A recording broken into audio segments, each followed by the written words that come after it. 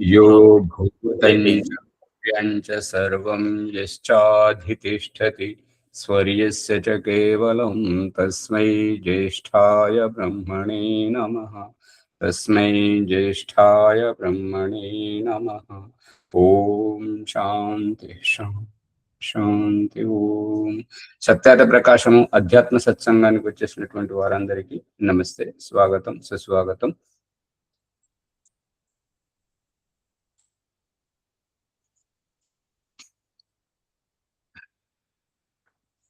సత్యాత ప్రకాశము అష్టమ సముల్లాసము 190వ పుటలో చూడండి.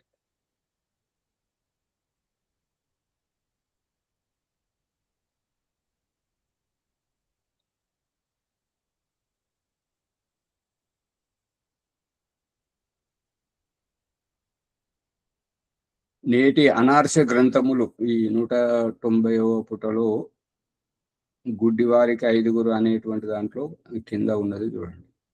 అట్లే నేటి అనార్షములు నవీనములు అయినటువంటి క్షుద్ర బుద్ధులచే రచింపబడిన గ్రంథములను చదివి ఒకరు మరి ఒకరిని నిందించుటలో తత్పరులై వ్యర్థ కలహములు చేయుచుందురు. వీరి రచనములను బుద్ధిమంతులు గాని ఇతరులు గాని నమ్మరాదు. ఎవరైతే ఈశ్వరునికి విరుద్ధంగా, ఎవరైతే వేదముకు విరుద్ధంగా, ఎవరైతే ఈ ప్రకృతి పరమైనటువంటి దానిని కాదని నమ్మించడానికి ప్రయత్నం చేస్తే అటువంటి విషయాలను నమ్మకూడదు. ఏలయనగా అంధులను అనుసరించు అంధులు దుఃఖముల ఏల పొందరు. అంటే గుడ్డివాని వెంట పోయిన వాడు అతను కూడా ఎందుకు ఇబ్బందుల పడడు. కళ్ళున్నవాడు చూసుకుంటూ పోతుంటాడు కాబట్టి అతనికి ఏ పరిస్థితి ఎదురు వచ్చినా అతను సవరించుకుంటాడు. గుడ్డివాడు అతనికి కనపడదు, సవరించుకోవాలన్నా సవరించుకోలేడు కాబట్టి ఇబ్బందులు పడతాడు. అందుకని గుడ్డివాణిని ఆశ్రయించినప్పుడు, అజ్ఞానిని ఆశ్రయించినప్పుడు సమస్యలు వస్తుంటాయి. ఇప్పుడు మన నిజ జీవితంలో సైతం ఏంటంటే, ఎందుకు మనము తెలివైన వారమే కావచ్చు, కానీ మనం ఎవరినైతే ఆశ్రయించి ఉన్నాము, ఎవరి వద్దనైతే ఉన్నాము, అక్కడ వారు సరి అయినటువంటి విజ్ఞానవంతులు కారు, తెలివైన వారు కారు. ఇప్పుడు ఏంటంటే, ఒక బస్సులో ఒక ఆవిడ పరిగెత్తుకుంటూ అంతటా చూసేసరికి ఎక్కడ సీటు దొరకలేదు. ఒక పిల్లవాని పక్కనే సీటు దొరికింది. ఆ పిల్లవాడు ఏంటంటే మాసిన గుడ్డలతో ఉన్నాడు, ముక్కు కారుతం ఎంత పొడుగా, సొర్రమని చెప్పేసి మళ్ళీ పైకి పీల్చుకుంటున్నాడు. అది చూడలేక ఆ అమ్మాయి ఏమన్నదంటే, బాబు నీ దగ్గర దస్తి ఉన్నదా, ఖర్చీపు ఉన్నదా అని అంటే, అతను ఏమన్నాడంటే, ఉన్నది కానీ నేను నీకు ఇయ్యను అన్నాడు. అరే నాయన, నాకు కాదురా, నీ ముక్కు దడుచుకో సాలు అని అన్నదంట. ఆ విధంగా వాళ్ళు ఏం చేస్తున్నారో తెలియదు. కాకపోతే ఇక మంచి వాటి మీద కట్టుదిట్టాలు పెట్టడం, మంచి పనులే జరగకూడదు, నువ్వు ఎంతగా ఏదైనా సరే ఆవుల కాడనే ఉండు అనేటువంటి మూర్ఖత్వంగా ఏదైతే వ్యవహరిస్తున్నారో అది వారి సమయం గుణపాఠం చెప్తుంది. సమయం వచ్చినప్పుడు అది దానికి ఎవరు అనడానికి. అందుకని అట్లే నేటి అల్ప విద్యాయుక్తులు, స్వార్థపరులు, లోలునైనటువంటి పురుషుల లీలలు లోకమును నాశము చేయును. ఎవరైతే అల్ప విద్యాయుక్తులు అంటే ఏమీ తెలియదు, అంతా నాకే తెలుసు అన్నట్టుగా విర్రవీగేటువంటి వారులు, మరియు పరమ స్వార్థపరులు, నీదైతేంది నాదైతేంది, నాకు చెందాలి, నువ్వు ఏమైనాగా, నీ సంస్థ ఏమైనాగా అనేటువంటి స్వార్థ బుద్ధితోటి సంస్థలే నిర్వీర్యం చేసేటువంటి నీచులు, అటువంటి విషయలోలురైనటువంటి పురుషుల యొక్క లీలలు లోకమునే నాశనం చేయును. సంస్థను, కుటుంబాన్ని, ఇటువంటి వ్యవహారం అంతా. అందుకని తెలిసింది తెలిసినట్టుగా, తెలియంది తెలియనట్టుగా ఎంత తగ్గితే అంత మంచిది. తగ్గేది ఎందుకు అంటే నెగ్గుకొచ్చేది ఎందుకు, ఓటమి ఎందుకు అని అంటే నెగ్గడానికి పునాది అని. ఇక విర్రవీగేది ఎందుకు అని అంటే ఎగిరెగిరి దూకేది ఎందుకు అంటే ఎల్లకిలపడేతందుకు. అట్లా ప్రశ్న. కారణము లేక కార్యమైన ఏర్పడనప్పుడు కారణము లేక కార్యము ఏర్పడనప్పుడు కారణమునకు కారణము ఏలై ఉండదు. అంటే ఏదైనా కారణం చేత ఏదైనా పని జరుగుతుంది అంటే ఆ కారణం కూడా ఏ కారణం చేత ఆ కారణం మనకు కనపడింది, కారణానికి కారణం ఎందుకు ఉండదు అని ప్రశ్నకర్త యొక్క అభిప్రాయం. సమాధానం ఏంటంటే అమాయకులగు ఓ సోదరులారా, అమాయకులైనటువంటి ఓ సోదరులారా, కొంచెము మీ బుద్ధి ఏల ఉపయోగింపరు. చూడండి, లోకమున 2 విధములైన పదార్థములే ఉన్నవి. ఒకటి కార్యము, రెండవది కారణం. కారణము కార్యము కాదు. ఇప్పుడు ప్రశ్నకర్త యొక్క అభిప్రాయం ఏంటంటే, ఇప్పుడు స్వార్థము కారణంగా ఇప్పుడు యుద్ధాలు జరుగుతున్నాయి. స్వార్థం అనేది ఒక కారణం. కారణానికి కారణము ఒకవేళ ఉంటే, కారణానికి కారణం ఒకవేళ ఉంటే ఆ ఈ యుద్ధాలు జరిగేందుకు కనబడుతున్నటువంటి స్వార్థపరత అనేటువంటిది అది కార్యమవుతుంటది. దేనికి? ఆ స్వార్థము దేని వల్లనైతే పుట్టిందో అది ఆ కారణం ఉంటే ఈ స్వార్థం అనేటువంటిది కార్యమవుతుంటది. అది ఇక్కడ చెప్పాలనుకుంటున్నాడు దయానంద సరస్వతి. కారణము కార్యము కాదు. యుద్ధాలు జరగడానికి స్వార్థంగా కనబడేటువంటి కారణము, ఆ కారణం ఎందుకోసమైతే పుట్టిందో ఆ కారణం వల్ల ఈ కారణం కార్యమవుతుంది. కాబట్టి కారణం ఏనాడు కార్యము కాదు. అర్థమవుతుందా? అవును, అవుతుందో. ఒక పదార్థము కార్యముగా ఉన్నప్పుడు అది కారణము కాజాలదు. ఒక పదార్థము కార్యముగా ఉన్నప్పుడు అంటే ఈ యుద్ధాలలో పేల్చబడుతున్నటువంటి బాంబులు, తుపాకులు ఏవైతే ఉన్నాయో అవి ఆ పదార్థము కార్యముగా ఉన్నప్పుడు కారణము కాజాలదు. కారణం అది ఎన్నటికీ కాదు. మనుష్యుడు సృష్టిని యథారీతిని తెలుసుకొనంత వరకు అతని యథార్థ జ్ఞానము కలగనేరదు. అంటే మనుషుడు ఎప్పుడైతే సృష్టిలోని యథార్థ రీతిని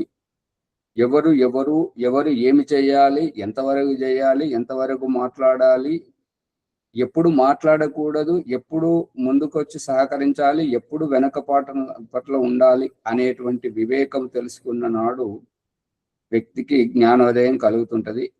అది నేను పట్టుకున్న కుందేలకు 3 కాళ్ళు అనేటువంటి మూర్ఖత్వం ఉన్న వారికి మాత్రం జ్ఞానము కలగదు. అంటే మేము రాము, నువ్వు రావద్దు, మాకు ఫోన్ చేయొద్దు, ఇటువంటి జడము వంటి మూర్ఖత్వం ఉన్నటువంటి వ్యక్తులకు జ్ఞానోదయం భగవంతుడే కలిగించారు. అందుకే ఇటువంటి వాళ్ళకి ఎటువంటి వాళ్ళని పెడతాడంటే మొండి భార్యను, మొండి భర్తను, లేదంటే చెప్తే వినని సంతానాన్ని, ఆర్థికంగా పుంజుకోలేనటువంటి పరిస్థితిని ఇటువంటివి పెట్టి ఉడికిస్తాడన్నట్టుగా అటువంటి వాళ్ళకు.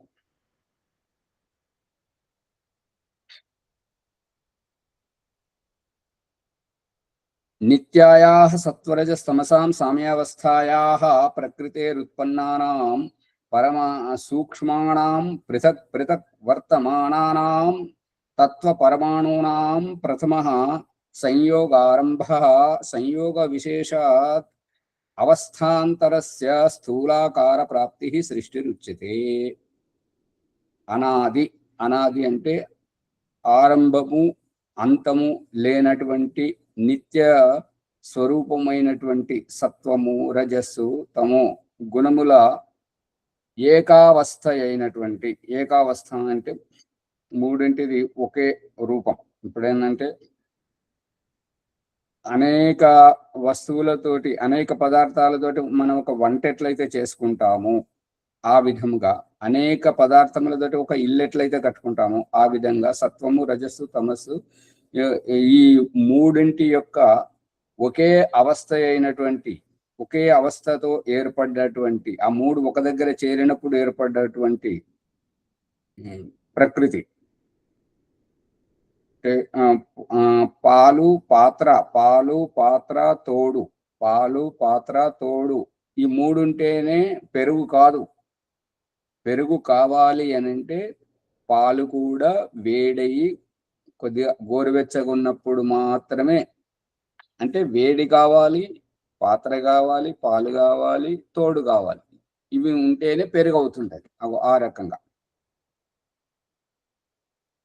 ఇప్పుడు మనకు కనబడేటువంటివన్నీ ప్రకృతి నుండి ఉత్పన్నములైనవి, పరమ సూక్ష్మములైనటువంటి వేరువేరుగా తత్వావయములు ఉన్నవి. ప్రకృతి నుండి ఉత్పన్నమైనటువంటి పరమ సూక్ష్మములైనవి వేర్వేరు తత్వములుగా ఉన్నవి. వానిలో ప్రథమమున సంయోగం ఆరంభమగును. సంయోగం అంటే కలపడం, అంటే పాలకు వేడి సంయోగం కావాలి. ముందు పాలకు పాత్ర సంయోగం కావాలి, ఆ పాలకు వేడి సంయోగం కావాలి. ఆ వేడి చల్లారిన తర్వాత దానికి పాలకు తోడు సంయోగం కావాలి. అందుకే ఈ వివాహం చేసుకునేటప్పుడు అబ్బాయి అమ్మాయి ఇంటికి వెళ్ళేటప్పుడు తోడు పెళ్లి కొడుకు కావాలి. అమ్మాయి మరువెల్లితోటి, అంటే వివాహం అయిపోయిన తర్వాత అబ్బాయితో పాటు పుట్టింటి నుంచి మెట్టినింటికి బయలుదేరిన మొదటిసారి ఆమెకు కూడా తోటి పెళ్లి కూతురు కావాలి. కావాలా వద్దా? కావాలి. అక్కడ ఏంటంటే కొత్త వారితోటి వారి పరిచయం వీరికి తెలియదు, వీరి పరిచయం వారికి తెలియదు. కాబట్టి వీరు తోడు పెళ్లి కొడుకు, తోడు పెళ్లి కూతురుగా వచ్చేటువంటి వాళ్ళు సన్నిహితులై ఉంటారు. కాబట్టి వారితోటి కలిసిపోలేనటువంటి తరుణంలో వీరితో కలుపుకోలుగా ఉండడానికి, దాని గురించి తోడు పెళ్లి కొడుకు ఇట్లా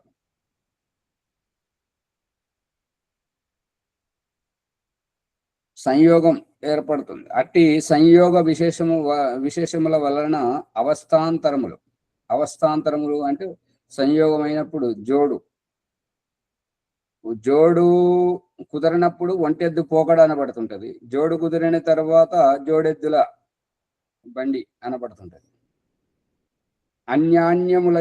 అన్యాన్యములైనటువంటి అవస్థలను, అంటే తోడే పాలు పాలే, ఈ రెండు వేరువేరు ఉన్నప్పుడు అవి ఒక్కటైనప్పుడే పెరుగు అవుతుంటది. రెండు అవస్థలు ఒక దగ్గర చేరినప్పుడు మూడవ అవస్థ తయారవుతుంటది. క్రమముగా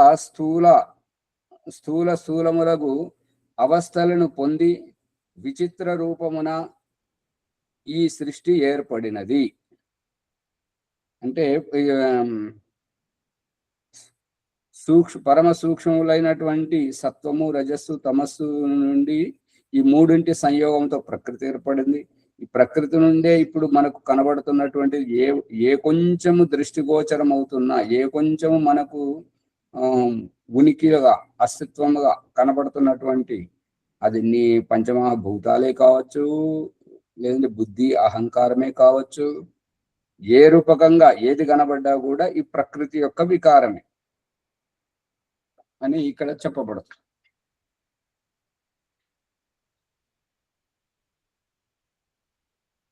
ఇట్టి సంయోగము వలననే సృష్టి ఏర్పడను. ఈ సంయోగంతో సృష్టి ఏర్పడుతుంది. ఇప్పుడు సంయోగము అంటే కలయిక. ఆ కలయిక అంటే ఒత్తిడి. కలయికకు కారణం ఏంటంటే ఒత్తిడి.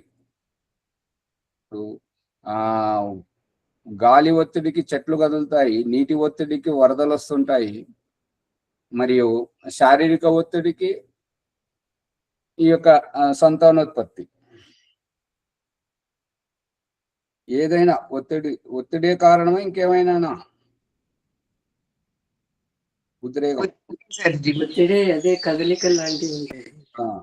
ఈ సూక్ష్మ అవయవముల ప్రథమ సంయోగమునందు కలిగినదియు కలుపునట్టిదియు అగు ఏ పదార్థము కలదో అది సంయోగమునకు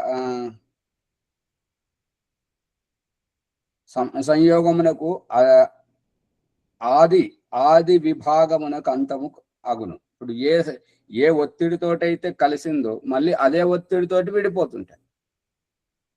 అది ఇక్కడ చెప్పబడుతున్నటువంటి సారాంశం. అంటే దయానంద సరస్వతి ఇదివరకు ప్రశ్నించినటువంటి నాస్తికులకు కూడా ఇక్కడ చెప్తున్నటువంటిది ఏంటంటే, ఎవరు లేరు, దేవుడు లేడు, ఎవడు లేడు, అంతా తనకు తానే అవుతుంది అన్నదానికి ఈ సమాధానం అన్నమాట. సంయోగం కలపడానికి, సంయోగం ఏర్పరచడానికి పాలు ఆవులో ఉన్నాయి, పాత్ర కంసాలి వారి దగ్గర ఉన్నది. ఇప్పుడు ఆ కంసాలి దగ్గరికి వెళ్ళి పాత్ర తీసుకొని ఆవు దగ్గరికి పాలు వెతికి దాన్ని తీసుకుపోయి అగ్ని సంయోగంలో పెట్టి ఆ వేడైన తర్వాత కొద్దిగా చల్లారేటట్టుగా గాలి సంయోగంలో పెట్టి ఆ తర్వాత చల్లారినటువంటి వాటి గోరువెచ్చగా ఉన్నటువంటి దాంట్లో పెరుగు సంయోగం చేసి దానిని ఇతరులు ఎవ్వరూ తాకకుండా కదిలించకుండా ఉండేటువంటి సురక్షిత ప్రాంతంలో ఏకాంత సంయోగంలో పెట్టినప్పుడే పెరుగు అవుతుంటాయి. కొంత సమయం ఇస్తే ఇన్ని సంయోగాలు కలపడానికి ఇక్కడ సారాంశం ఏంటంటే ఇంకొకరు కావాలి అనేటువంటిది. సంయోగం అనేటువంటిది స్వతగా ఏర్పడదు. ఇది అభిప్రాయం.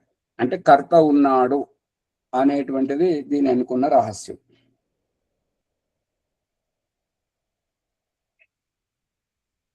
సంయోగమునందు కలిగినది సంయోగమునందు ఏదైతే ఏర్పడుతుంటుందో కలుపునట్టిది. ఎవరైతే కలుపుతున్నారో, ఏ కారణమైతే, ఏ ఒత్తిడి అయితే, ఏ కామ ఆవేశం, ఉద్రేకం ఎటువంటిది, ఇక ప్రేమ అనేటువంటి ఏదైనా కావచ్చు, ఏదో ఒక కారణంగా ప్రేమ కామము లేకుంటే కలుస్తారా? సంతానం అవుతుందా? భూమి విత్తనము లేకపోతే, రైతుకు ఆకలి లేకపోతే, ఆ ధాన్యం ఉపయోగమే లేకపోతే పంట సాగు జరుగుతుందా? జరగదు. అందుకని సంయోగం చేయడానికి ఏదైనా ఒక అవసరం అనేటువంటి ఒత్తిడి కావాలి.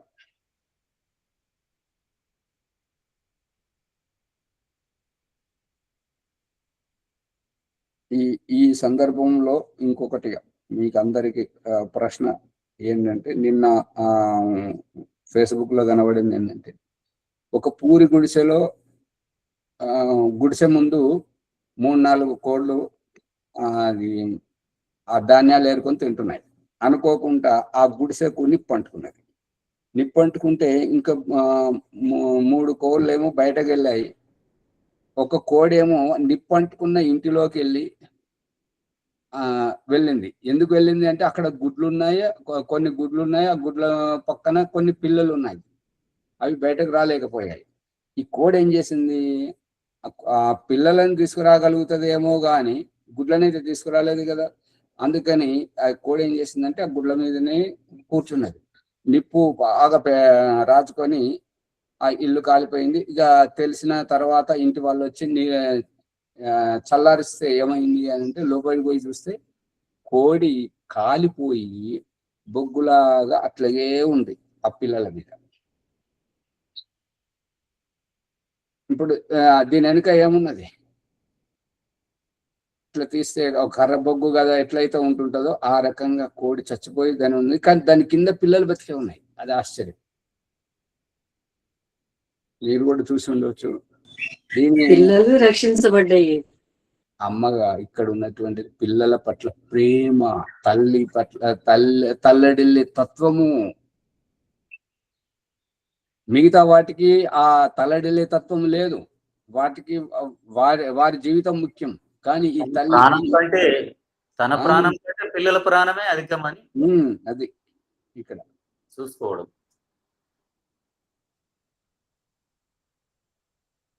చనిపోయినా కానీ కూడా తన పిల్లలు బతకాలి అని తను చనిపోయింది, పిల్లలు ఉన్నారు. అంతే కదా.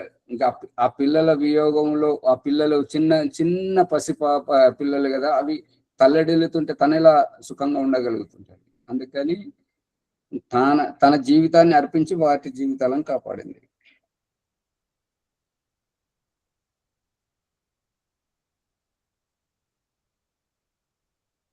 ఏ పదార్థము ఈ యొక్క సంయోగం కలిపేటువంటి ఏ పదార్థం ఉంటుంటుందో అది సంయోగమునకు ఆదియు మరియు విభాగమునకు, విభాగము కాదు వియోగమునకు అని ఉండాలి, విభాగమునకు కాదు. విడిపోవడానికి అంటే కలపడం సృష్టి, వియోగము అంటే విడిపోవడము ప్రళయం కదా, విచ్ఛిన్నము కావడం.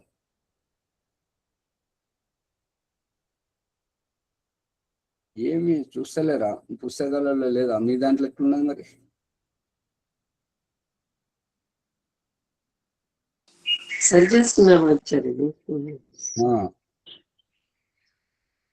అనగా దానినిక విభజించు అవకాశం ఉండదు. అంటే ఎంతగా విడిపోతుంది అంటే ఇక విభజించడానికి వీల్లేదు. అణువణువు విచ్ఛిన్నమై అయ్యి ప్రకృతి దగ్గరకు వచ్చి ప్రకృతి రూపం కూడా సత్వము రజస్సు తమస్సుగా విడిపోతుంది. ఇక ఆ సత్వము రజస్సు తమస్సులు విభజించబడవు. సత్వము విభజించబడదు, రజస్సు విభజించబడదు, తమస్సు విభజించబడదు. అంత స్థితికి వెళ్ళినాయని అభిప్రాయం. విభజించు అవకాశము ఉండదు. అట్టి దానినే కారణం అందరు. సంయోగమునకు పిదప ఏర్పడినది. సంయోగమునకు పిదప ఏర్పడినటువంటిది అంటే ఆ సత్వము రజస్సు తమస్సు అవి మూడు ముందుగా ఉన్నాయి కాబట్టి వాటి ద్వారా ఏర్పడ్డటువంటి ప్రకృతి, ఆ ప్రకృతి చర్చ జరుగుతుంది. సంయోగమునకు పిదప అంటే సంయోగం ముందు ఏర్పడింది, ఆ తర్వాత ప్రకృతి ఏర్పడింది. ఆ తర్వాత ఈ మహతత్వం, అహంకారం, తన్మాత్రలు ఇవన్నీ. వియోగమునకు తదుపరి సంయోగానంతరము ఉన్నట్లు ఉండనిదియు కార్యమనబడును. అంటే సంయోగానంతరం అంటే సంయోగము ఏర్పడ్డ తర్వాత వేరువేరుగా ఎట్లా ఉంటాయి? ఇప్పుడు పెళ్ళయ్యే వరకే యువతి యువకులు కానీ పెళ్ళయిన తర్వాత భార్యాభర్తలు అనబడతారు కదా. గురువు దగ్గరికి చేరే వరకే వ్యక్తులు అనబడతారు కానీ గురువు దగ్గరికి చేరిన తర్వాత గురు శిష్యులు అనబడతారు కదా. అంతే. ఇక మీ కార్యక్రమానికి రాము, మీ దగ్గరికి రాము, మా దగ్గరికి నువ్వు రావద్దు, మా ఇంట్లో కార్యక్రమం చేయొద్దు అనేది అది వేరే బుద్ధి, అది దీనికి వర్తించదు. ఇక అది మీరు ఆలోచించండి. అందుకని ఇక్కడ ఏంటంటే గురువు దగ్గరికి చేరిందంటే గురు శిష్యులు అనబడతారు. ఆశ్రమానికి చేరినంటే ఆశ్రమ వాసులు అనబడతారు. సంయోగమునకు పిదప ఏర్పడినటువంటిది, సంయోగం తర్వాత ఏర్పడినటువంటిది ప్రకృతి. వియోగమునకు తదుపరి సంయోగము అనంతరము ఉండనిది అంటే వియోగము తర్వాత సంయోగ అనంతరం, వియోగం తర్వాత సంయోగ అనంతరం అంటే ఏమన్నట్టు? సంయోగం అంటే కలయిక తర్వాత సంయోగానంతరము అంటే విడిపోయిన తర్వాత కలిసిన తర్వాత ఉన్నట్లుండనిది కార్యం అనబడును. వియోగం తర్వాత సంయోగం ఏర్పడినప్పుడు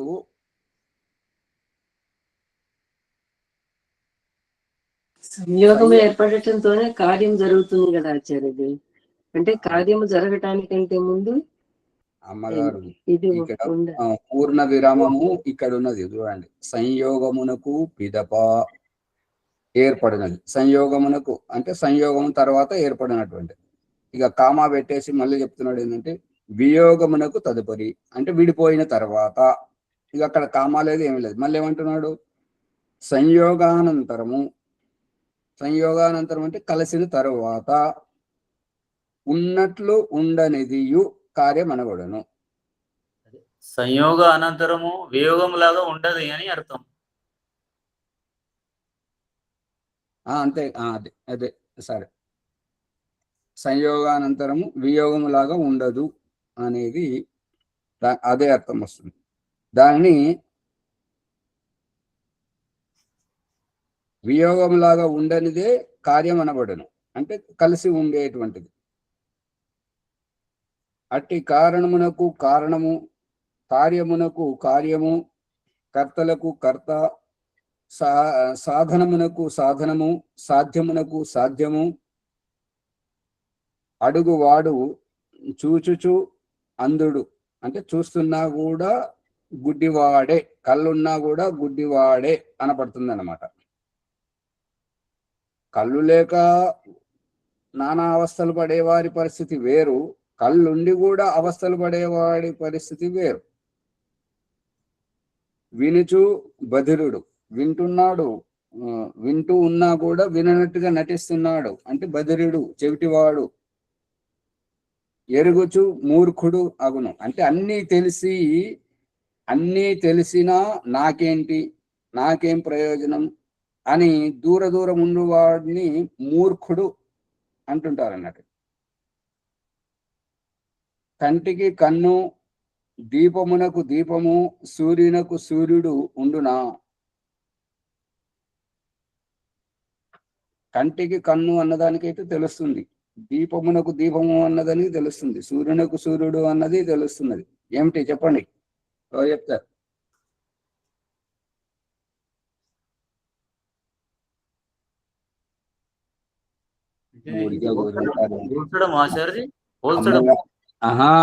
కంటికి కన్ను ఏంటి అంటే ఆత్మ కదా, ఆత్మ కదా చూస్తున్నది, బుద్ధి కదా చూపిస్తున్నది. అవి అక్కడ చూడు ఇక్కడ చూడు అని కంటికి కన్నులాగా చూస్తున్నాను అంటారు కదా.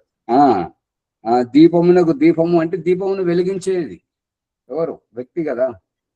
సూర్యుని ప్రకాశింపజేసేది పరమాత్మ కదా. ఇది లోతైనటువంటిది. కానీ ప్రత్యక్షంగా మనం చూస్తుంటే కంటికి కన్నేముంటది, దీపంకు దీపం ఏముంటది. ఈ దీపంకు దీపం అనేటువంటి దాంట్లో ఒక పాట కూడా వచ్చింది కదా, జ్యోతి సే జ్యోతి జగాతే చలో. ఈ ఏదైతే క్రాంతికారులు వాళ్ళు ఆందోళన చేపడుతున్నప్పుడు పడిపోతున్న జెండను పడనీయకుండా అతను పట్టుకున్నవాడు పడిపోతుంటే ఇంకొకరు అతని చేతిలోంచి జెండా తీసుకుని ముందుకు పోతుంటారు అట్లా. ఆరిపోతున్నటువంటి కాగడ నుంచి ఇంకొక దీపం వెలిగించుకొని ముందుకు నడిపింపజేయడం దాన్ని. ప్రేమికి గంగా బహాతే రహో, జ్యోతి సే జ్యోతి చలాతే జో, ప్రేమికి గంగా బహాతే జో. అంటే ఇప్పుడు మనం చెప్పుకున్నదంతా ఇక్కడ వర్తించదు. ఇక్కడ ఏమంటున్నారంటే కన్నుకు కన్నే ఉండాలి, దీపము దీపమే ఉండాలి, సూర్యునికి సూర్యుడు ఇంకొక సూర్యుడు ఉండాలి అనేటువంటిది. అవేవి ఉండవు. ఇది ఇక్కడే అభిప్రాయం. దేని నుండి ఒక వస్తువు ఉత్పన్నమగును అది కారణము. దేని వల్లనైతే ఒక వస్తువు ఉత్పన్నమవుతుందో దాన్ని అది కారణం అనబడుతుంది. ఉత్పన్నమైనది కార్యం. కారణమునకు కార్యరూపం ఇచ్చివాడు కర్తయగును. కారణమునకు కార్యరూపము దాల్పించేవాడు. ఇప్పుడు ఏంటంటే చలి పెడుతుందంటే చొక్కా వేసుకోవాలి, ఇల్లు కట్టుకోవాలి అనేటువంటిది. ఇల్లు ఎందుకు కట్టుకున్నారు అంటే ప్రకృతి పరిణామాల నుండి ఆత్మరక్షణ. చొక్కా ఎందుకు వేసుకున్నావు అని అంటే చలి వేడి నుంచి. ఇప్పుడు చెప్తున్నారు కదా, భారతదేశం యొక్క ఉష్ణోగ్రతలు కుక్కర్లో పెట్టినటువంటి పదార్థం వలె, ప్రెషర్ కుక్కర్ వలె తయారైంది. ఈ 2 నెలలు గ్రీష్మ ఋతువు అంటే మే నెల నుంచి, అంటే ఇవాళ పౌర్ణమి కాబట్టి అమావాస్య నుంచి గ్రీష్మ ఋతువు మొదలవుతుంటది 15 జూన్ వరకు. ఈ 2 నెలలు తమను తాము కాపాడుకోవాలి, నీళ్ళు ఎక్కువ తాగాలి, ఒంటి నిండా వస్త్రాలు ధరించాలి, సాధ్యమైనంత వరకు బయటకు పోకూడదు, పోయినా కూడా చాలా జాగ్రత్తగా ఒంటి నిండా వస్త్రాలు వేసుకొని చల్లని నీళ్ళు తాగాలని చెప్తున్నాడు. విన్నారా? అవునవును, విన్నామా సార్. అది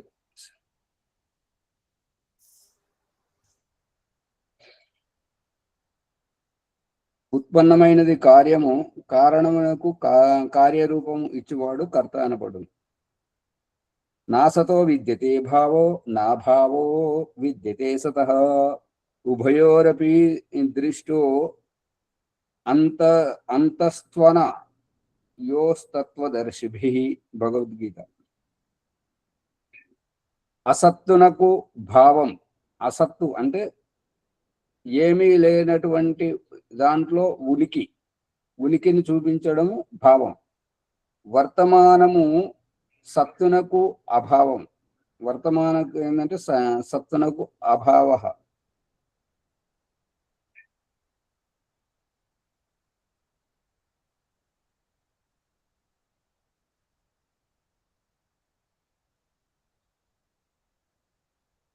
అసతో విద్యతే అభావ నా భావ. అసత్ నుండి భావము రాదు. నా అభావో విద్యతే సతః.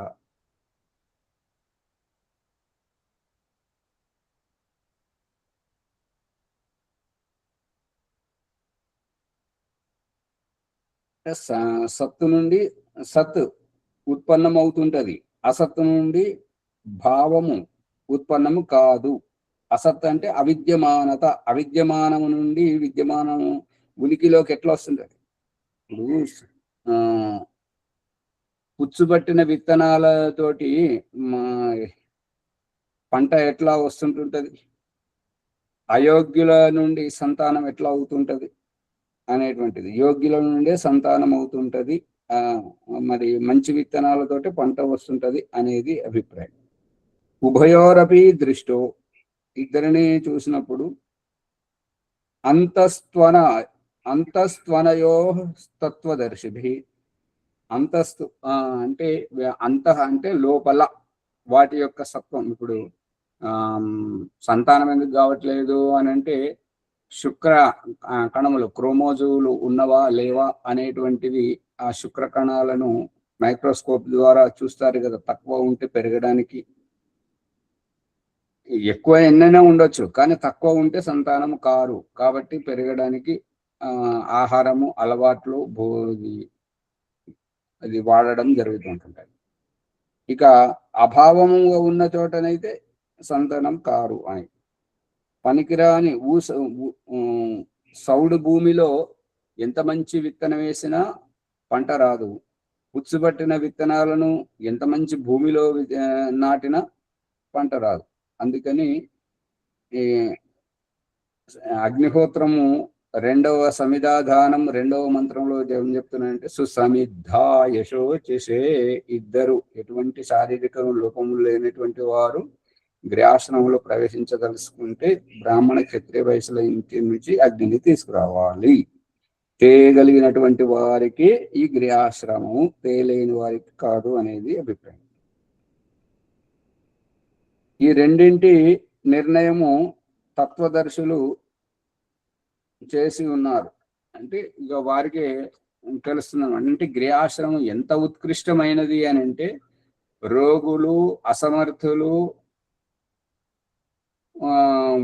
చేరాల్సినటువంటిది కాదు. గృహాశ్రమం ఉత్తమమైనటువంటి వారు, సమర్థులైనటువంటి వారు, యోగ్యులు మాత్రమే ఉండాల్సినటువంటిది అనేది అభిప్రాయం. ఎందుకు అంటే భగవంతుని సృష్టిని ఉత్తరదాయిత్వంతో బాధ్యతాయుతంగా వాళ్ళే నడిపిస్తుంటారు, గృహస్థులే నడిపిస్తుంటారు. కాబట్టి ఇక్కడికి అసమర్థులు రాకూడదు అనేది అభిప్రాయం.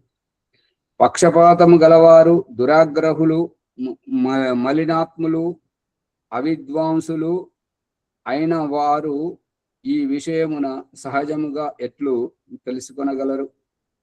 అందుకని ఏంటంటే ఎదుటి వారికి మనం ఏ పరిస్థితిని కల్పిస్తున్నాము, మనతో సంబంధం ఉన్నటువంటి సంస్థలో మనము చేసేటువంటి వ్యవహారంలో పక్షపాతము గలవారు, దురాగ్రహులు, నా మాటే చెల్లాలి, నేనన్నదే నిజము అనేటువంటి దురాగ్రహులు, మలినాత్ములు అంటే వాళ్ళ మనసు సరిగా లేనటువంటి వాళ్ళు, మనోభావాలు కపటంగా ఉండేటువంటి వారు, అవిద్వాంసులు, విద్యను గ్రహించినటువంటి వారు అయినటువంటి వారు ఈ విషయమున సహజముగా ఎట్లు తీసుకొనగలరు? ఏలయన విద్వాంసుడు సత్సంగీయునై విచారణము చేయని మనుషుడు ఎల్లప్పుడూ భ్రమజాలమున పడియుండును. సత్సంగీయునై అంటే ఏలయనగా విద్వాంసుడు సత్సంగీయునై అంటే సత్సంగం చేసిన, సత్సంగంలో పాల్గొన్న, విచారణము చేయని అంటే నేనేం చేస్తున్నాను ఇదివరకు తెలియనప్పుడు సరే ఇప్పుడు తెలిసిన తర్వాత మరి మంచికి ఎందుకు సహకరించడం లేదు నేను అనేటువంటి విచారణము చేయని మనుషుడు ఎల్లప్పుడూ భ్రమజాలమున పడి ఉండును. ఇక అతని భ్రాంతి, అతని బుద్ధి, అతని అజ్ఞానం, ఇక అతడు అదే భ్రాంతిలో ఉంటాడు అనేది అభిప్రాయం. సర్వ విద్యల సిద్ధాంతముల ఎరుగువారు, ఎరుగుటకు పరిశ్రమము చేయువారు అయినటువంటి జనులు ధన్యులు. ఎవరైతే సర్వ విద్యల సిద్ధాంతములను తెలుసుకొని తదనుగుణంగా పరిశ్రమ అంటే పురుషార్థం చేయువారు అయినట్లయితే అటువంటి జనులు ధన్యులవుతారు.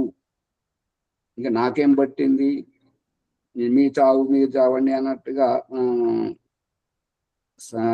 తమాషా చూస్తానంటే అది వారి మూర్ఖత్వమే అని సారాంశం. వారు తెలుసుకొని ఇతరులకు నిష్కపటతతో బోధింతురు. ఏదైతే ఉన్నటువంటి విషయాన్ని నిష్కపటముగా చెప్పాలి, కపటయుక్తంగా కాదు. కావున కారణము లేకయే సృష్టి అంగీకరించు వాడేమియు ఎరుగడు. అంటే కారణము లేకుండా సృష్టిని అంగీకరించువాడు అంటే ఈ ఊరిగా పుట్టింది, దానంతట అదే పుట్టింది, అది సైన్స్, అది దాని ధర్మం విత్తనం ఉన్నది అని అంటే వర్షం పడితే అది మొలకెత్తుతుంటది అనేటువంటి అజ్ఞానంతో ఉన్నటువంటి వారు. అంటే విత్తనం ఉన్నది, ఎక్కడ ఉండాలో అక్కడ ఉన్నది, దానిని భూమి సంయోగానికి, నీటి సంయోగానికి తీసుకెళ్ళినప్పుడు కదా ఇది సృష్టి అయ్యేది. మరి ఎవరైతే భూమిలో నాటుతున్నారో, నీరు పోస్తున్నారో అటువంటి వారు కర్తగా ఉన్నట్లుగా గుర్తించినప్పుడు కేవలం విత్తనం దానికదే పంట పండుకొస్తుంది అనేటువంటిది ఎవరైతే అంటుంటారో వాళ్ళు సత్యమును తెలుసుకోలేరు, అజ్ఞానిగానే ఉంటారు అనేటువంటిది అభిప్రాయం. సృష్టి రచన. సృష్టి కలుగవలసినప్పుడు ఆ పరమ సూక్ష్మ పదార్థములను పరమాత్మ ఒకచోట చేర్చును. అంటే ఈ యొక్క సంయోగం ఎట్లయితే మనం వ్యవసాయానికి రైతు మరియు గృహిణి పాలు తోడబెట్టడానికి ఎట్లయితే తాను పాలను పితికి వేడి చేసి చల్లార్చి తోడు వేసి పెరిగజేయడానికి ప్రయత్నం ఎట్లయితే చేస్తుందో, వ్యవసాయదారుడు భూమి కొని సాగు చేసి విత్తనం ఎట్లయితే నాటుతుంటాడో ఆ విధంగా సృష్టి కలగవలసినప్పుడు ఆ పరమ సూక్ష్మ పదార్థములను పరమాత్మ ఒకచోట చేరుస్తాడు. ప్రథమ అవస్థ యందు పరమ సూక్ష్మమగు ప్రకృతి, మీ యొక్క పరమ సూక్ష్మ పదార్థములు సత్వము, రజస్సు అనేటువంటి 3 పరమ సూక్ష్మ పదార్థములను ఒక దగ్గర చేర్చినప్పుడు ఇంకొకటి ఆ 3 సంయోగంతో ఏర్పడినటువంటి పరమ సూక్ష్మమైనటువంటి ప్రకృతి రూప కారణము ఏర్పడుతుంది. ఆ కారణం నుండి అంటే ప్రకృతి నుండి కొంచెము స్థూల పదార్థం ఏర్పడను. దానికి మహత్తత్వం అని పేరు. మహత్తత్వము అని అంటే బుద్ధితత్వం, ప్రత్యేకత. ఇది మహత్తత్వము అంటే ఉనికిని చాటేటువంటిది. మన ఆత్మలలో నేను అనేటువంటిది ఇక్కడ కారణమవుతుంది. దానికంటే కొంచెము స్థూలము అహంకారం. అహంకారములో రెండు రకాలు ఉంటాయి. ఒకటి స్వాభిమానయుక్తము, ఇంకొకటి డాంబికం. ఇది డాంబికం అన్నమాట. అహంకారం మొదటి రూపమేమో స్వాభిమానము, రెండవ రూపం డాంబికం. అహంకారము నుండి భిన్న భిన్నములైన పంచ సూక్ష్మ భూతములు, పంచ జ్ఞానేంద్రియములు, శ్రోత్రములు, త్వక్కు, నేత్రములు, జుఫాఘ్రాణము. నమస్తే.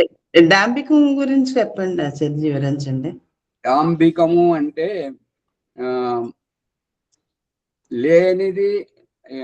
లేనిది ఉన్నట్లుగా నటించడం, లేనిది ఉన్నట్లుగా నటించడం. ఇప్పుడు ఇది వినాయక చవితి అనుకోండి, ఇంకేదైనా సార్వజనికంగా ఉన్నప్పుడు ఏందని అంటే భక్తులు వచ్చి పూజ చేసుకొని పోయే దగ్గర ఏ ఆడంబరం ఉండదు. వాళ్ళు శ్రద్ధతో వస్తుంటారు, భక్తిపూర్వకంగా చేసుకొని పోతుంటారు. ఇక రాజకీయ నాయకులు ఎవరైతే వస్తుంటారో దాని ఏంటంటే ఎంతసేపు నన్ను ఇంకొకరు చూడాలి, నా వైభవం నేను చేసేటువంటి దాంతో నన్ను ఎవరైనా చూస్తున్నారా లేదా, ఆ బ్యాండ్ బాజలు కొట్టుకుంటూ అటు ఇటు చూసుకుంటా పెద్ద మైక్ సౌండ్ పెట్టుకుంటూ వస్తుంది. ఇదంతా డాంబికం. అర్థమవుతుందమ్మా? నమస్తే ఆచార్య. ఇప్పుడు ఏంటంటే ఇప్పుడు తిరుపతి లాంటి, యాదగిరిగుట్ట లాంటి అటువంటి స్థానములలో కూడా విఐపీలు వస్తున్నారని చెప్పి సామాన్య ప్రజలను ఒక పక్కకు ఆపేస్తారు. అది మహామూర్ఖం, ఇది డాంబికం అన్నాడు. అంటే వాళ్ళు మనుషులు, వీళ్ళు మనుషులే అన్నప్పుడు భగవంతుని దగ్గర అందరూ భక్తులే కానీ వారికి వీరికి ఏంటి అంటే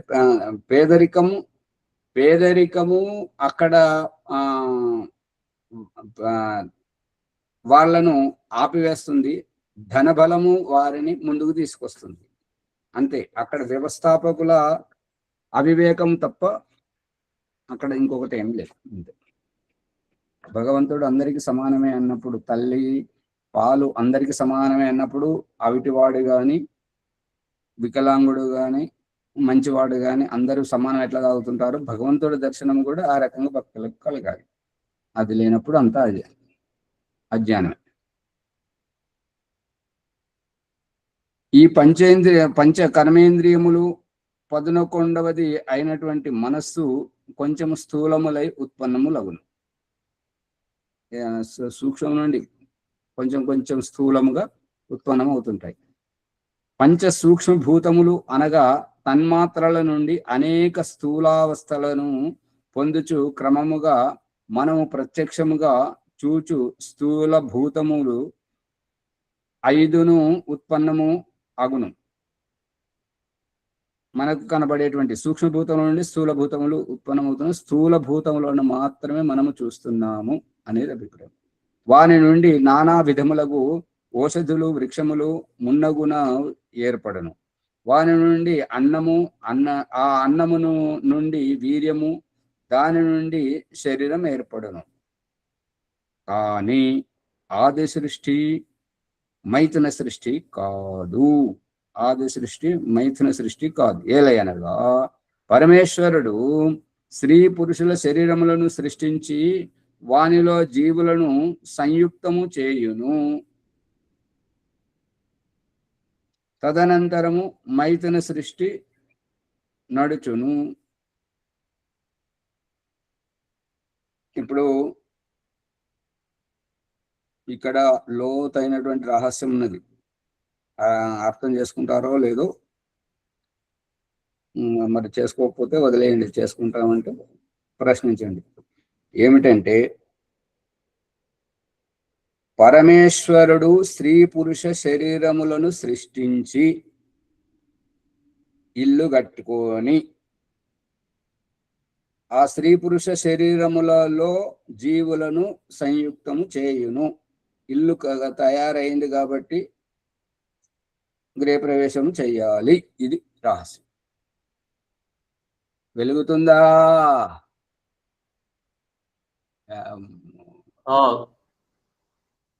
అర్థమవుతుందో? ఇది ఇక్కడ ఉన్నటువంటి రహస్యం. దీని అభిప్రాయం ఏంటంటే పుట్టేటువంటి వాళ్ళు స్త్రీలు గాని ఎందుకు పుడుతున్నారు, పురుషులు గాని ఎందుకు పుడుతున్నారు? ఇది ఇక్కడ రహస్యం. అంటే అక్కడ దయానంద సరస్వతి గర్భధాన సంస్కారంలో రాసింది ఏంటంటే యుగ్మము అయుగ్మము అంటే సమతిథి విషమతిథి. రజస్వల అయినటువంటి రోజు విషమ తిథి అంటే మొదటి రోజు విషమ తిథి 1వ రోజు, 2వ రోజు 2వ సంఖ్య సరి సంఖ్య సమతిథి, దీన్ని యుగ్మము అంటారు. 3వ తిథి అయుగ్మము, 4వ తిథి యుగ్మము, 5వ తిథి అయుగ్మము, 6వ తిథి యుగ్మము. ఈ రకంగా 4 రోజులు వదిలేసి 4 రోజులు అంటే 4 రాత్రులు వదిలేసి ఇక 3 రోజులకే ఆమె శుద్ధం అవుతుంటది కాబట్టి 4 లేదంటే ఒక్కొక్కరికి 5 రోజుల వరకు కూడా వస్తుంటది. ఆ 5 రోజుల తర్వాత శుద్ధమైన తర్వాత 5, 7, 5, 7, 9, 13, 15కు అంటే ఈ విషమ తిథులలో కలిస్తే అమ్మాయి పుడుతుంది. ఇంకా 6, 8, 10, 12, 14, 16 భీష్మ పితామహుడికి అయితే 18వ సమతిథి. ఆ రోజు 16 దాటిగా అసలు సంతానమే కారు, మామూలుగానే కలిసి ఉంటది. కానీ వారికి మరి వాళ్ళ తల్లి శరీరం ఎట్లుంటుందో మనకు తెలియదు. ఆమెకు 18వ రోజు సహకరించిందట. అందుకని ఎంత దూరము పోతే అంతంత ఆయుష్తో కలిగి ఉంటుంటారు. కాబట్టి భీష్మ పితామహుడికి 170, 80 సంవత్సరాలు ఉన్నదని చెప్పేసి చెప్తున్నారు. అయితే ఇక్కడ సమతిథి విషమతిథి అన్నది ఒక ఎత్తు. ఇక రెండవది ఆంతరిక రహస్యం. ఇదివరకు మనం ఒకరు గురుకుల స్నాతకుల గురించి చెప్పుకున్నాం. ఏంటంటే దయానంద సరస్వతి సంస్కార విద్యలో తప్పు రాశాడు. ఎందుకు తప్పు రాశాడంటే అతడు గృహస్థుడు కాడు. గృహస్థుడైతే సరిగ్గా రాసేవాడు. అతను ఎట్లా రాశాడు, ఒక్కొక్క అక్షరం చూసుకుంటూ మేము గర్భధానం చేశాము, అయినా మాకు అనుకున్న సంతానం కలగలేదు అని వాళ్ళ భ్రాంతి. ఇక ఈ రహస్యం ఎక్కడైతే రాశారో దాని కిందనే మనుస్మృతి శ్లోకాల ప్రమాణపూర్వకంగా దయానంద సరస్వతి రాస్తున్నది ఏంటంటే గర్భాధానం జరుగుతున్నప్పుడు ఎవరైతే ముందు అలసిపోతారో వారిది బలహీనపడుతుంది. ఎవరైతే అలసిపోకుండా స్ఫూర్తిదాయకంగా ఉంటారో వారిది బలిష్టంగా ఉంటుంటది. కాబట్టి ఆ బలిష్టంగా ఉండేటువంటి ఒకవేళ పురుషుడు బలిష్టంగా ఉంటే వీర్యం అధికంగా ఉంటుంటది కాబట్టి మగ సంతానం కలుగుతుంటది.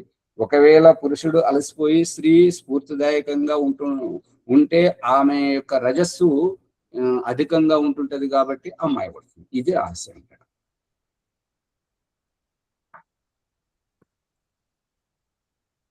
అర్థమవుతుందా? అర్థమవుతుంది ఆచార్య. ఈ రెండు గమనించినప్పుడే కదా సత్యాన్ని తెలుస్తుంది. మళ్ళీ అమ్మగారు ఇద్దరు ఒక చోటనే ఉన్నారు, ఇంకొక చోటకి వస్తలేరు. రెండు సమానమైతే అట్లని కాదు ఆచార్యది, అట్లా కాదండి. అనుకున్నది నెరవేరలేదు. దయానంద సరస్వతి గృహస్థుడు కాదు కాబట్టి చెప్పారు అని అంటే ఈ రెండో విషయం కూడా గుర్తు పెట్టుకోవాలి కదా అని అంటున్నాను. సరే, ఇక రెండు సమానమైతే అటు ఇటు ఎటు కాకుండా చప్పట్లు కొట్టాలి కదా.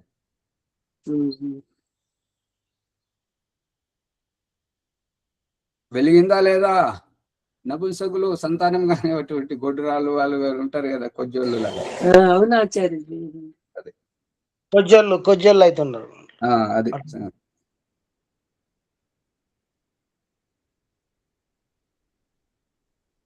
అందుకని ఇక్కడ ఇదంతా ఎందుకు వచ్చింది అని అంటే ఇల్లు కట్టుకొని గృహప్రవేశం చేయాలి కదా. ఇది బయట చూపిస్తున్నటువంటిది.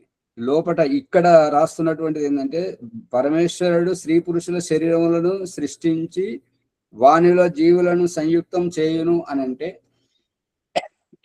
ఇప్పుడు గర్భధానం జరుగుతున్నప్పుడు ఏంటంటే పురుషుని శరీరం నుండి శుక్రకణాలు వస్తుంటాయి. శుక్రకణాలు ఎన్ని వచ్చినను మళ్ళీ అది కూడా చూడండి.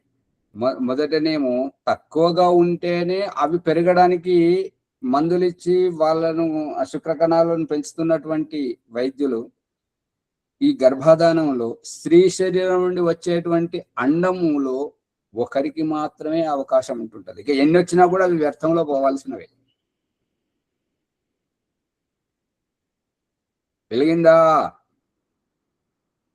అంటే ఇక్కడ ఏం జరుగుతుంది అని అంటే, ఇప్పుడు ఇల్లు కట్టుకోవడానికి ఆర్కిటెక్ట్ గోడలు, దర్వాజాలు, ద్వారములు ఎక్కడ ఉండాలి, కిటికీ ఎక్కడ ఉండాలి, వంటిల్లు ఎక్కడ ఉండాలి, హాల్ ఎక్కడ ఉండాలి అనేది ఒక రూపురేఖ తయారు చేస్తున్నారు. ఇప్పుడు అయోధ్య మందిరాన్ని ఎట్లయితే తయారు చేసి చూపెట్టారో ఆ రూపకంగా ఈ యొక్క శుక్రకణం తోక పురుగుగా ప్రభాకర్ గారు ఇదే విషయంలో చర్చ జరిగింది కదా, చాలా జాగ్రత్తగా ఉండండి. ఈ తోక పురుగు ఏంటంటే అది రూపురేఖ, మనుష్య శరీరానికి రూపురేఖ. అర్థమవుతుందా? ఆ రూపురేఖలోనే స్త్రీగా పుట్టాలా పురుషుడిగా పుట్టాలా అనేది ముందే నిర్ణయం అవుతుంది. ఇవన్నీ పురుష శరీరంలో జరుగుతుంటాయి. అండము తీసుకెళ్లి ఆ అండము ఈ యొక్క పురుష శరీరం నుండి వచ్చినటువంటి అనేక శుక్ర కణాలలో ఏదైతే బలిష్టంగా ఉంటుంటదో అది మాత్రం మిగతా వాటన్నింటినీ పక్కకు దోసి ఇది ఒక్కటే వస్తుంటది. ఈ అండం ఏంటంటే ఒక్కదాన్ని మాత్రమే తీసుకోవడానికి. ఇప్పుడు ఏంటంటే ఈ రహస్యం అక్కడ ఎదుర్కోలలో చూపిస్తున్నారు ప్రత్యక్షంగా. ఏంటంటే అబ్బాయి అమ్మాయి ఇంటికి వచ్చి వాళ్ళ ఇంటికి కొద్ది దూరంలో ఉంటారు. ఊరి పొలిమెరలను లేదంటే ఊరి మధ్యలో ఎక్కడో ఒక చోట ఉంటారు. ఇక అమ్మాయి ఇంటి నుంచి వాళ్ళందరూ వస్తారు. ఈ అబ్బాయి ఇంటి నుంచి ఎంతమంది వచ్చినా ప్రాముఖ్యత ఎవరికి వచ్చిన వాళ్ళందరికీ ప్రాముఖ్యత ఉంటుందా, అబ్బాయికి ఒక్కరికి ఉంటుందా? అది రహస్యం. వెలిగిందా? అబ్బాయికి ఒక్కరికి ఉంటుంది. అదే మరి ఇప్పుడు ఇక్కడ చూపిస్తున్నటువంటిది ఏంటంటే ఆ లోపల జరిగేటువంటిది బయట ఆవిష్కరించి చూపిస్తున్నారు. బయట ఈ ఎదుర్కోలలో జరిగేది ఏంటంటే అబ్బాయిని మాత్రమే ప్రత్యేకంగా తీసుకెళ్లడం.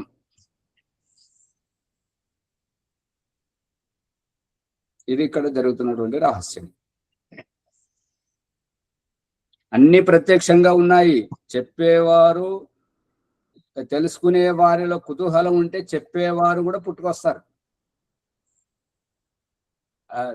దిల్సుఖ్ నగర్ రామచంద్ర గారు నా ఎంట పడి పడి పడి నన్ను ఇట్లా తయారు చేశాను.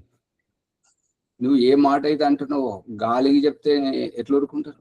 ఈ ప్రమాణం దయానందుడు ఎక్కడ చెప్పాడు? వేదంలో ఎక్కడున్నది తీసి చూపెట్టని. అట్లా వెంటబడ్డాడు.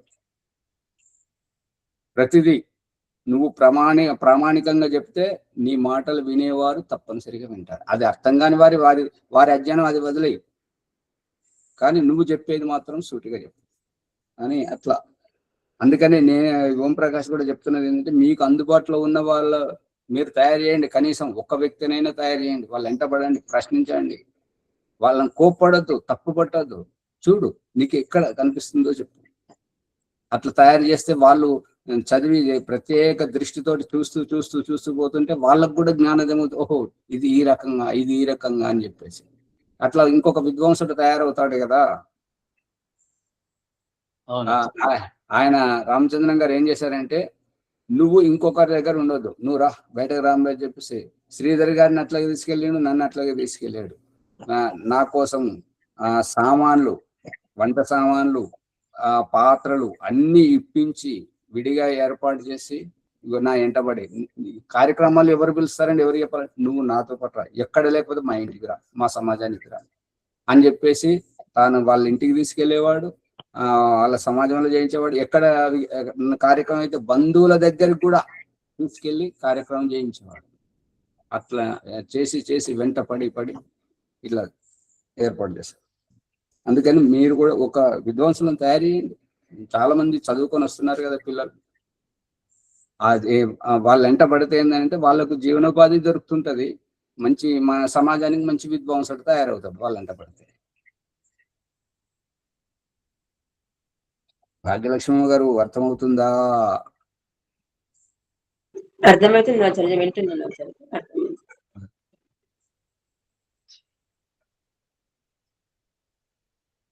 ఇక ఇక్కడ పరమేశ్వరుడు జీవులను ప్రయుక్తం చేయండి. తదనంతరం మైథున సృష్టి. ఇప్పుడు ఇక్కడ ఏమై ఏర్పడ్డది అంటే, మనము స్త్రీగా, పురుషుడిగా, పశువుగా, పక్షిగా పుట్టాలనేటువంటిది శరీరము రూపురేఖ ఆర్కిటెక్ట్ తయారు చేసేటువంటి డిజైన్ అనేటువంటిది పురుష శరీరంలో ఉంటున్నది.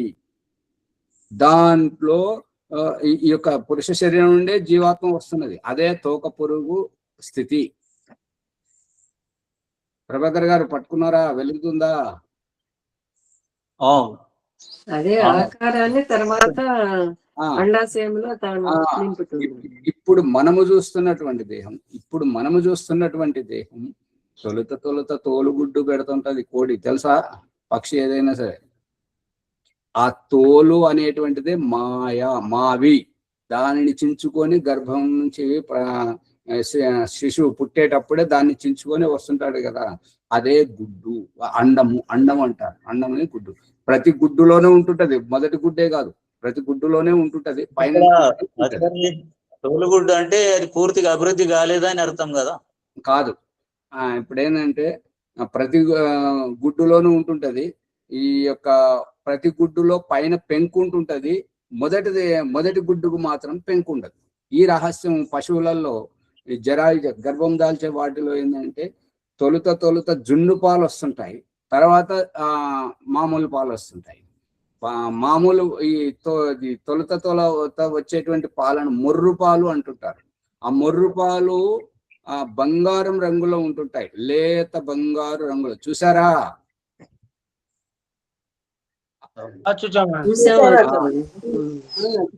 అది ఆ రహస్యం. ఇది పశువులలో ఉన్నటువంటిది ఈ స్థితియే ఆ పక్షులలో తోలుగుడ్డు అని అంటుంటారు అనమాట. ఆ తోలుగుడ్డు ఇప్పుడు మనకు ఈ ఉమ్మ నీరులో శిశువు ఆడుకోవడానికి కదిలేటువంటిది.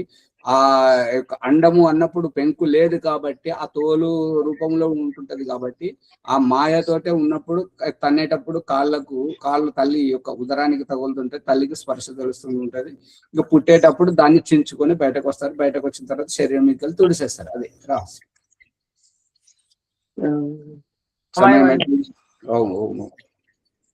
ముందుకు తీసుకెళ్ళండి. ఓం సర్వేభ్యో నమస్తే. ఈనాటి తరగతిలో మనం ఈ కారణం, కార్యం, కర్త అనే విషయాల నుంచి నేర్చుకున్నాం.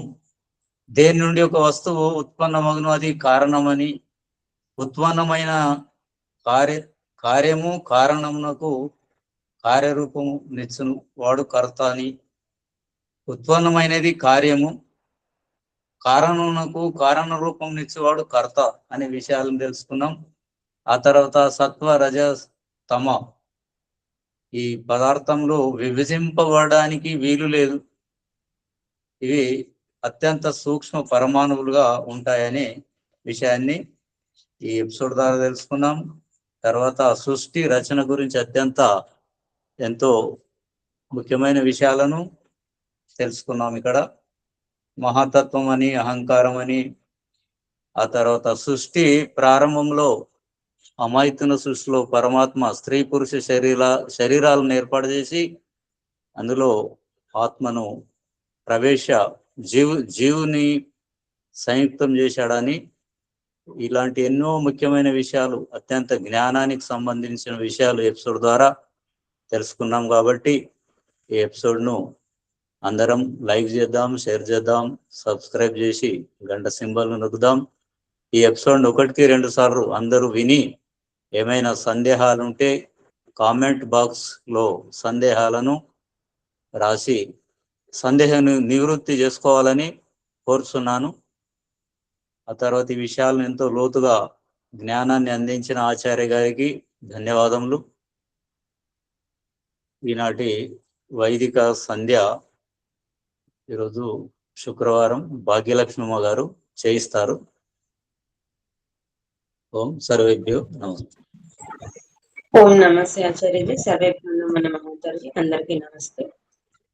ఓం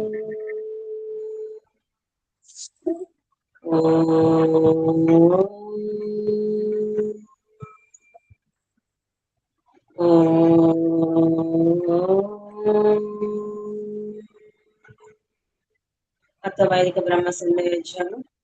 ఓం అమృతోపస్తరణమసి స్వాహా. ॐ अमृता अपिदानमसि स्वाहा। ॐ सत्यं यशः श्रीर्मैश्रीः श्रयतां स्वाहा। ॐ षण्णो देवीरभिष्टया आपो भवन्तु पीतये शून्योरभिस्रवन्तु नः। ॐ वाक् वाक् ॐ प्राणः प्राणः ॐ चक्षुः चक्षुः ॐ श्रोत्रं श्रोत्रम् ॐ नाभिः ॐ हृदयम् ॐ कण्ठः ॐ शिरः ॐ बाहुभ्यां यशोबलम् ॐ करतलकरपृष्ठे ॐ भूः पुनातु शिरसि ॐ भुवः पुनातु नेत्रयोः ॐ स्वः पुनातु कण्ठे ॐ महः पुनातु हृदये ॐ जनः पुनातु नाभ्याम् ॐ तपः पुनातु पादयोः ॐ सत्यं पुनातु पुनः शिरसि ॐ कं ब्रह्म पुनातु सर्वत्र ॐ भूः ॐ भुवः ॐ स्वाहा ॐ महः ॐ जनः ॐ तपः ॐ सत्यम् ॐ मृतं च सत्यं च विधातपसोऽध्याध्यायत ततो रात्र्या जायत ततः समुद्रो अर्णवः ॐ समुद्रादर्णवादलि संवत्सरो अजायत अहोरात्राणि विदधतीश्वस्य मिषतो वशी ॐ शन्नो देवीरभिष्टया ॐ सूर्या चन्द्रमसौ दाथायत पूर्वमकल्पयत् दिवं च पृथिवीं च अन्तरिक्षमतु स्वः ॐ शन्नो देवीरभिष्टया आपो भवन्तु पीतये शन्योरभिस्रवन्तु नः ॐ प्राचीदिगग्निरधिपतिरसितो रक्षितादित्या इषवः तेभ्यो नमो अधिपतिभ्यो नमो रक्षितृभ्यो नमः ईशुभ्यो नम एभ्यो अस्तु योऽस्मान् वेष्टियं वयं दिश्मस्तं वोझम्बे दद्मः दक्षिणादिगेन्द्रोऽधिपतिस्थिरच्चिराजिरक्षिता पितर इषवः तेभ्यो नमो अधिपतिभ्यो नमो रक्षितृभ्यो नमः ईशुभ्यो नम एभ्यो अस्तु योऽस्मान् वेष्टियं वयं दिश्मस्तं वोझम्बे दद्मः प्रतीचेदिगवर्णोऽधिपतिः मृदाकुरक्षितान्नमिषवः तेभ्यो नमो अधिपतिभ्यो नमो रक्षितृभ्यो नमः ईशुभ्यो नम एभ्यो अस्तु योऽस्मान् वेष्टियं वयं दिश्मस्तं वोझम्बे दद्मः प्रतीचेदिगवर्णोऽधिपतिः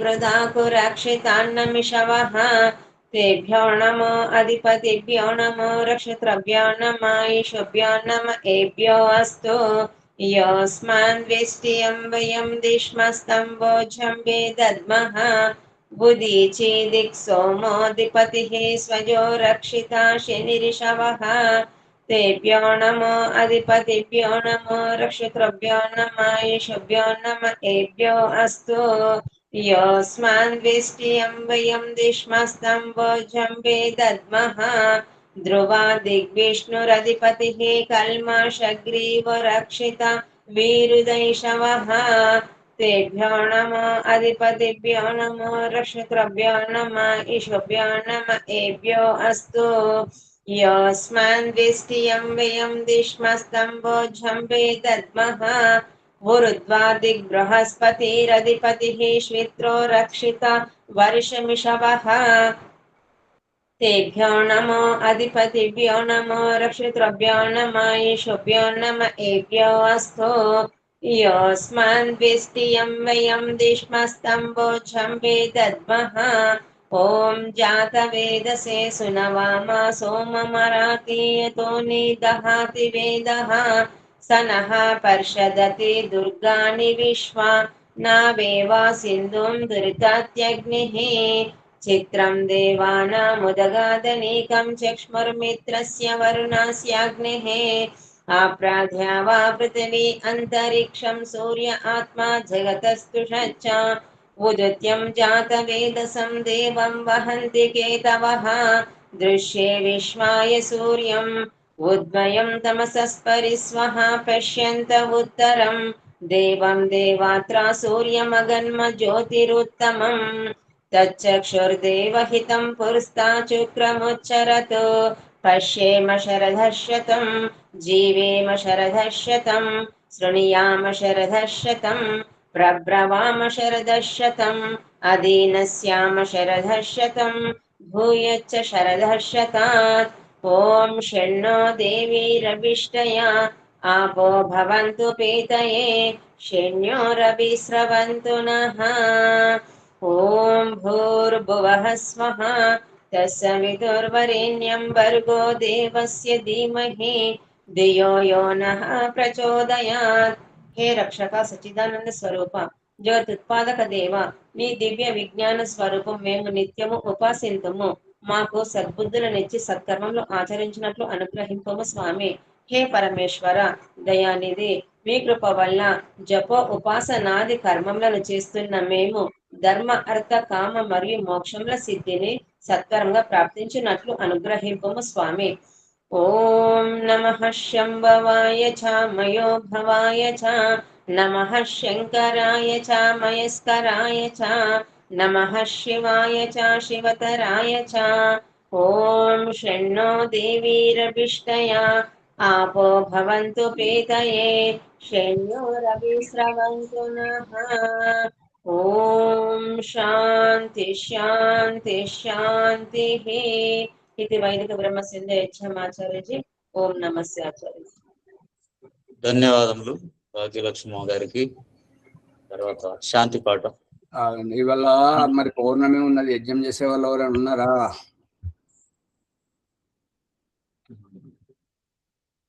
లేకపోతే శాంతి పాఠం చేయండి.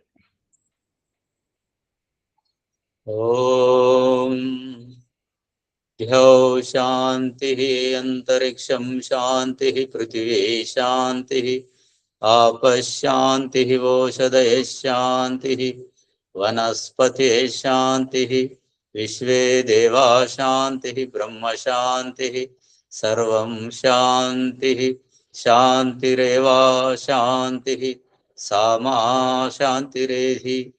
ओम शांति शांति शांति. ओम सर्वेभ्यो नमस्ते आचार्य. ओम नमस्ते आचार्य जी. सर्वेभ्यो नमस्ते. ओम नमस्ते आचार्य जी. सर्वेभ्यो नमः.